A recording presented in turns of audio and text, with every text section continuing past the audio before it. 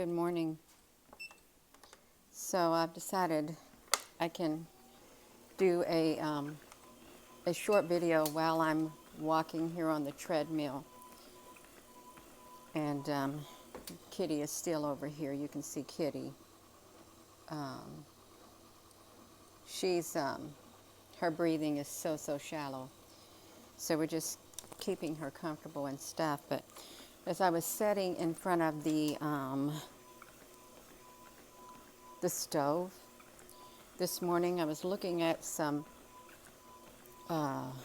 stories that popped up, and there was one about this Alaskan town. Good morning.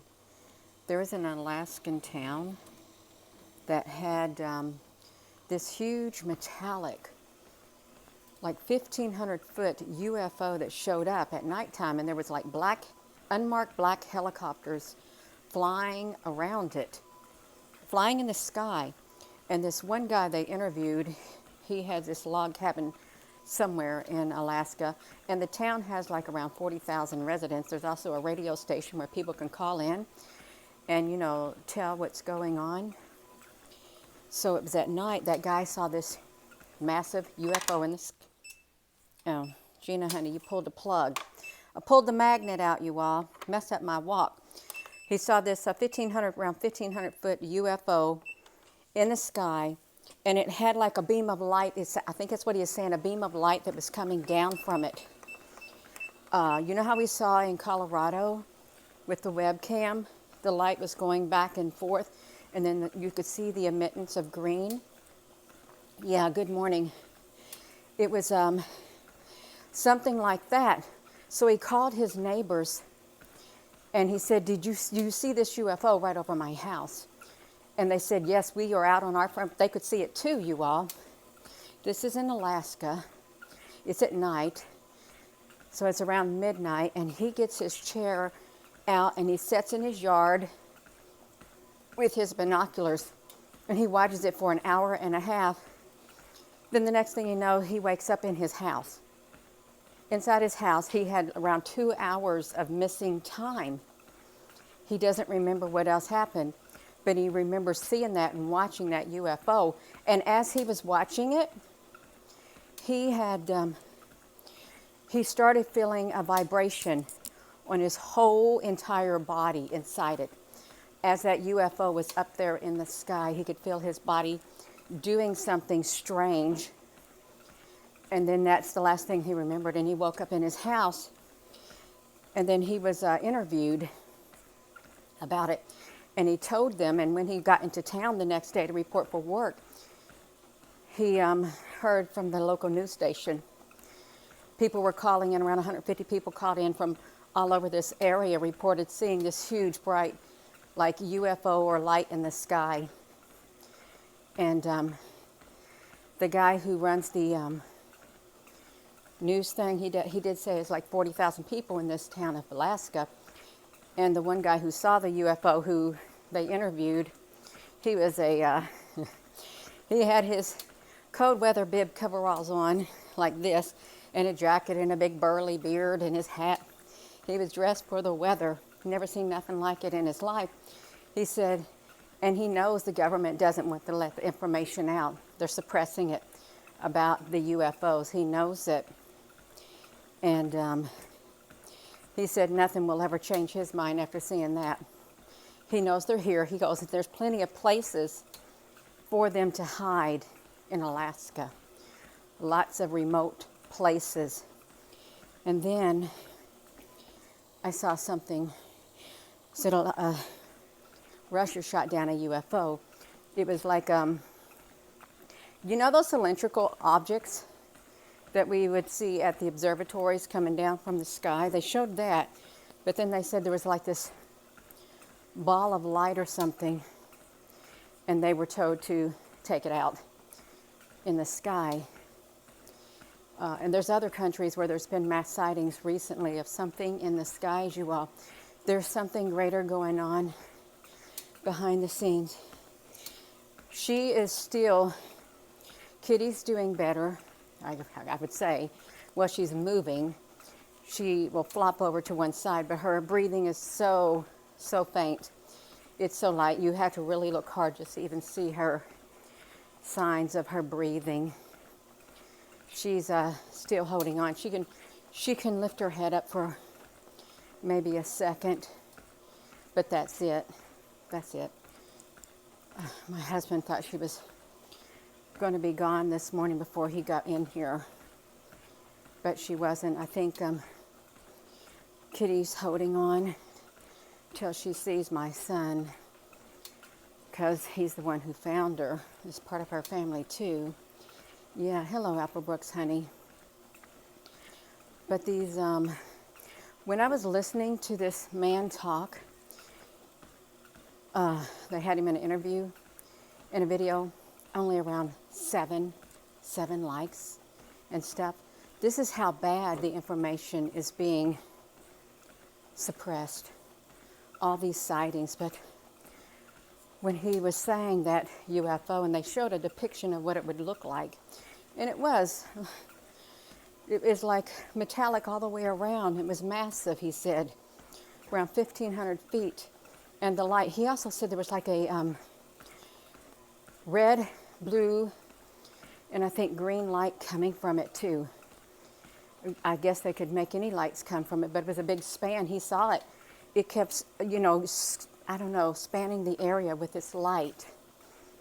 And that's what we saw like on that FAA webcam. If y'all hadn't seen that video of the light doing the same thing, like a great big spotlight coming down from above, and then this green light appears. Hello, Jay Jocelyn. So I'm walking on the treadmill. I like to try at least walk 1 mile. It gives me some energy. Good morning, you all. So I don't know how much longer they could hide it. That's right, Kitty's so precious. She's laying in her chair over there. I tried to put her into the fire, but into the fire, in front of the fire, sitting in the one recliner, but she didn't want to. She's not comfortable sitting right there without my husband sitting there. She just wanted to go back to her bed. Yeah, you all. This treadmill I got is a very simple, basic treadmill. It can't handle a lot of weight. It is like total basic, if I can show it. It's like, that's it. That's all it's got. Nothing fancy. And I don't like to jog, so it's perfect for me walking. And it does, I guess, get my metabolism going. Yeah. Yeah, they are here already. Mm-hmm. Oh, you get dizzy after getting off? Yeah. I'm the only one who uses this. My husband won't use it because he's used to those big gym treadmills and stuff where he can jog. Aw, Jay Jocelyn, honey, that's so wonderful. Yeah. I just laid in here and watched her. Wow, you swim a mile 3 times a week. Wow. Oh. Adrienne, you're in Anchorage, Alaska. I don't remember the specific town, but if you Google huge metallic UFO, it's a town that has around 40,000 people. In the local radio station, you can call in and you can say what you want to during the nights, and they had around 150 people calling in saying that they saw it too in Alaska. And there are strange things that show up on that FAA webcam. And a lot of those webcams, they keep it kind of, I don't know. Thank you, Professor Strange Figure. Yeah. It is a lot of work. It's okay. Yeah. Anything worth having is worth working for. Really, you work hard for what you want. You do. So that's okay. Yeah, we gotta keep moving forward, you all. So we saw a huge metallic UFO at the observatories. It was probably maybe the earlier part of this past year. It was in the observatory playlist when we were seeing this light being like a ribbony light colors outside the observatory on the Canada, France, Hawaii telescopes. And right over the observatory, Naruka, honey, thank you. Right over the observatory, there was a gray metallic UFO. And I don't know which observatory it was. If these UFOs are showing up around the same observatory cameras, then that's significant. Whether it's the north, the south, east, or west camera. The south camera was the one that had the huge UFO with the big light in the sky. You don't get a notification that you were live. And you marked all YouTube. Yeah. A lot of people don't get them. They don't.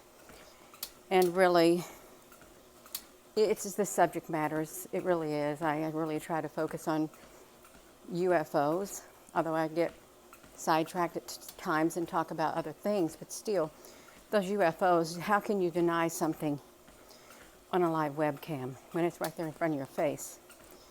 And anybody in the whole entire world can access it. Ah, Carrie, you got one. That's wonderful. So, someone said something. Remember that Pentagon press briefing where the lady said that they had this, they created a new position for this lady with these autonomous drones because this sergeant, I forget his name, had developed this, and he's like a National Guard or Reserve or something. And she said they fast-tracked it through the approval process, and that was in November. And by 90 days, they wanted to have that, the testing ground was going to be the Middle East. But she said they really, more or less, it was going to be done in time.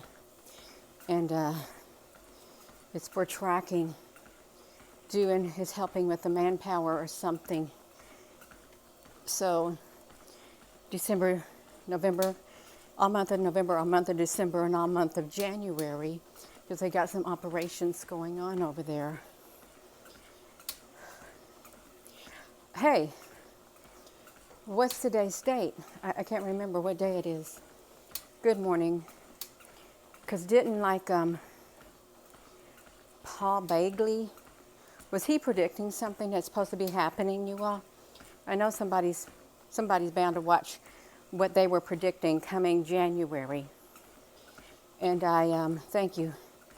And I'm wondering what it was that he predicted. Something about meteors or UFOs or something, an energy wave. Now, Ruka, you didn't get it. You haven't, yeah. That's right. Yeah, I want to know what it was, but I can't remember because he did. It was a wave of energy. Well, did it come in? Because there's many waves of energy that hits people. There really is. I know there's supposed to be a green comet that is coming, that you can see it from all around the world from sometime in January through February, a great big green comet with an elliptical orbit.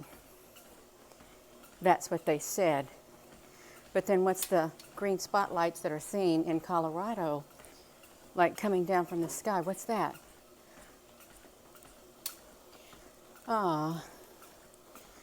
Thank you, Naruka. I love you too.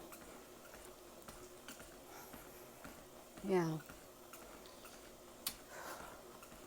So I wanted to walk on the treadmill this morning, and it's good to get a video out in the morning time just to say hello. Yeah. Harbingers, you tracked from last night's full. Let me see. Full moon headed forward. Well, yeah. You saw your first UFO elliptical in the 70s. Have you heard that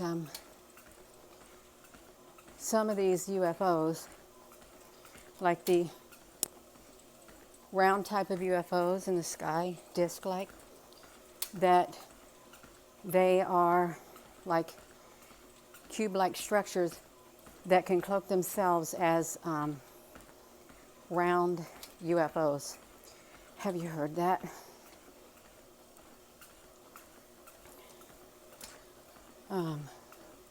Just get moving around and do the same thing. That's right. I got it too.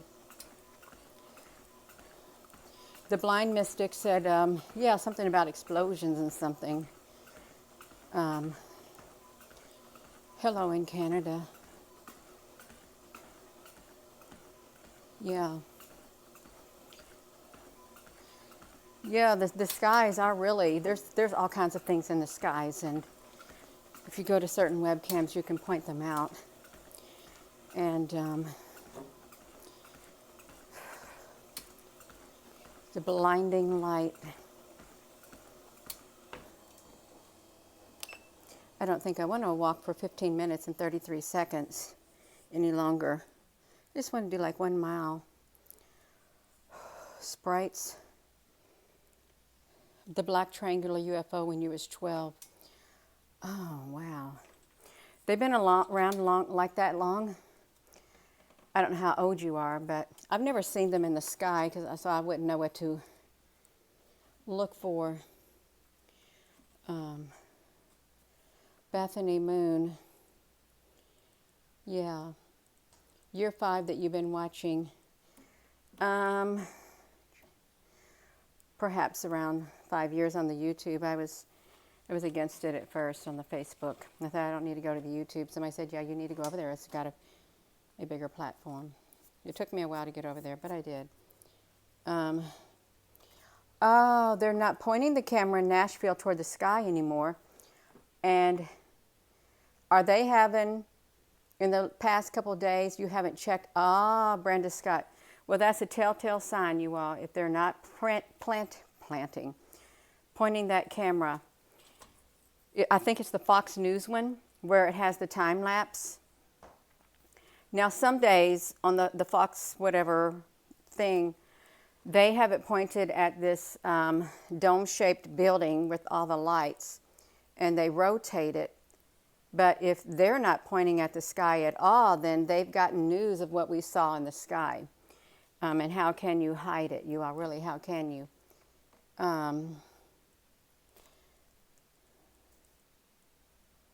Yeah. So today is January the 6th. We got 289, 144 likes, 49.99. Thank you, Naruka, honey. Yeah. For 2 months. You discovered me in an algorithm. You have psychic abilities and tuned intuition and have always had questions about things you've done in videos. That's interesting. It really is. Oh, you're such a sweetheart, Naruka. So if you're just tuning in Alaska, there was a, like around a 1,500-foot metallic UFO that this guy in Alaska lived out in his cabin saw hovering above his property or his house, and it had like a light, like a red, blue, and green light coming from it. And at times he could see it. It was like lighting of different types of areas. So he called his neighbors on his cell phone, and he said, do you see what's over my house right now? And they said, yes, they see it. And so that guy pulled a chair off his porch or off his house, and he sat out in his yard with his binoculars. This is past midnight, looking, and watched it for an hour and a half. And the next thing he knew, he ended up in his house sitting in his chair. But while he was watching it in the sky, he felt this strange sensation. His whole body started like vibrating, like on the inside. And he didn't know what that was, but then that's when he said he ended up in his house, and he doesn't know what happened. And when he got into town the next day to go to work, he found out that people, around 100 and some odd people from, or maybe 70, from all around the area called into this local news radio broadcast in a town of 40,000 people, reported seeing the same thing. And while this UFO was in the sky, there was a non-marked black helicopter up there. And he said he knows the government is suppressing the information. They don't want it to get out about the UFOs because they don't want panic or something like that. They've been hiding it for years and years and years. And he said not very many people even talk, really not very, excuse me, let me get my words out. Not very many people talk about UFOs, and it's not a main subject because you know what? You're not hearing it on the news, and you're not hearing it in things that the bulk of the population watches. If they put it out on the mainstream news, you would hear about it. And I guess they're slowly trying to leak it out, but the day's going to come and they're not going to be able to hide it. They're not. And everybody's going to see all at once. Alien Guru, hello, thank you.